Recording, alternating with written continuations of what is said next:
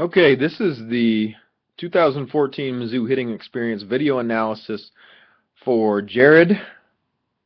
And the way that this is going to work, first off, I appreciate you doing this. Hopefully you guys can get a lot out of this. You and your brother both can.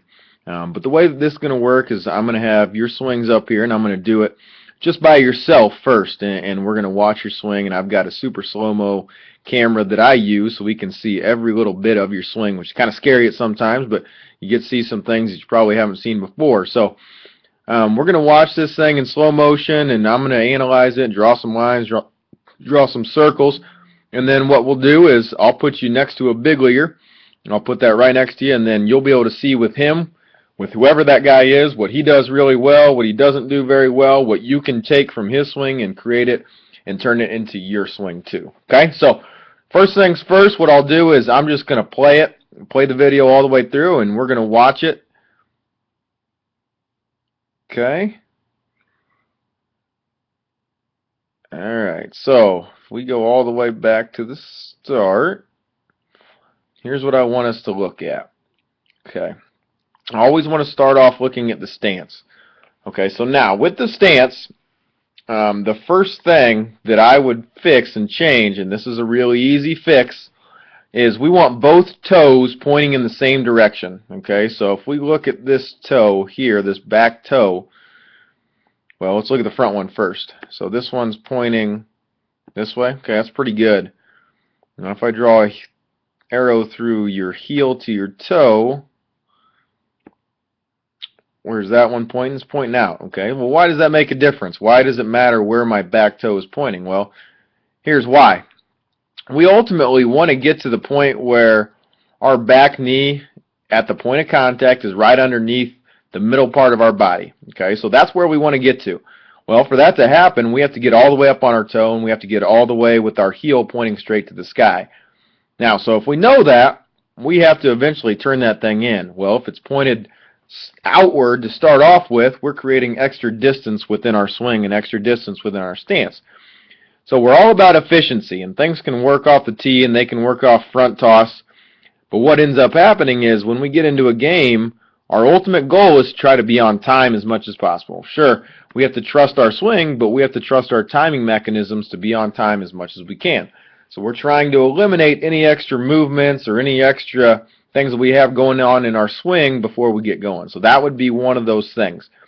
Second part of this is I want you to take a look at your feet and where they're lined up. So if I draw a line from one toe to the other, okay, so see where we're at? We're already closed off a little bit.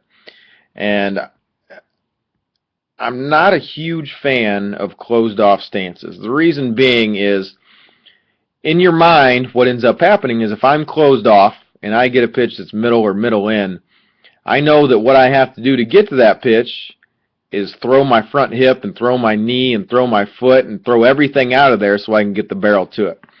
Okay, so if we're even looking at this frame and this still shot right here, it already looks like with your upper body, it already looks like it's falling towards third base side.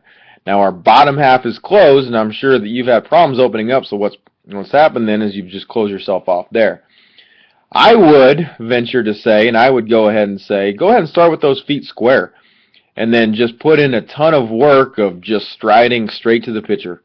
Striding straight to the pitcher and having some direction towards the pitcher.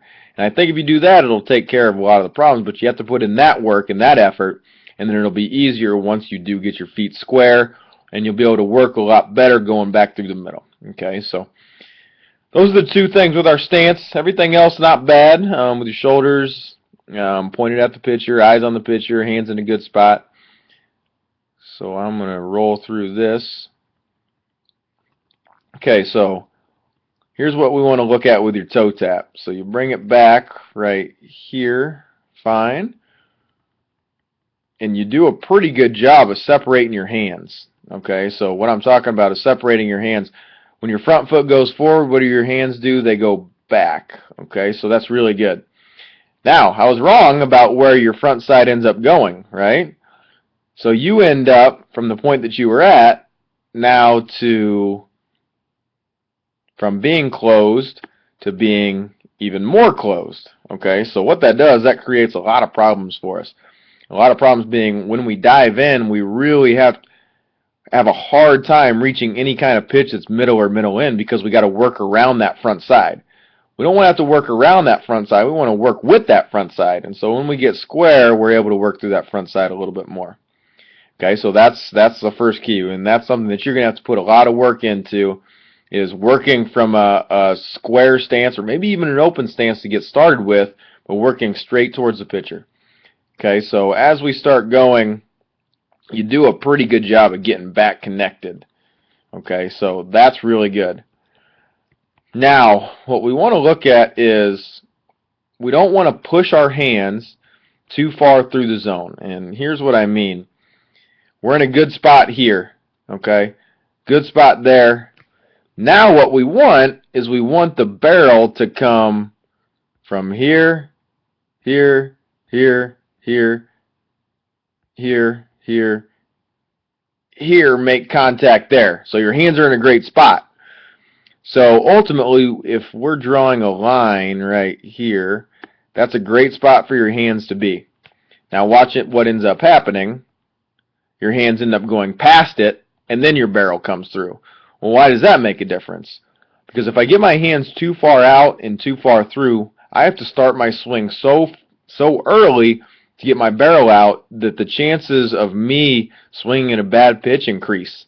Okay, so we're trying to make it to where that we're making contact more here than out here. Okay, and when those things happen, we end up creating more bat speed and we end up creating more power in the middle of our body, and that's ultimately what we want because we'll have a better chance of, like I said earlier, seeing the right pitch. Okay, so from that point, you do a really good job of, from this point to that point right there, of whipping the barrel and creating some pretty good distance through the baseball. So that's pretty good.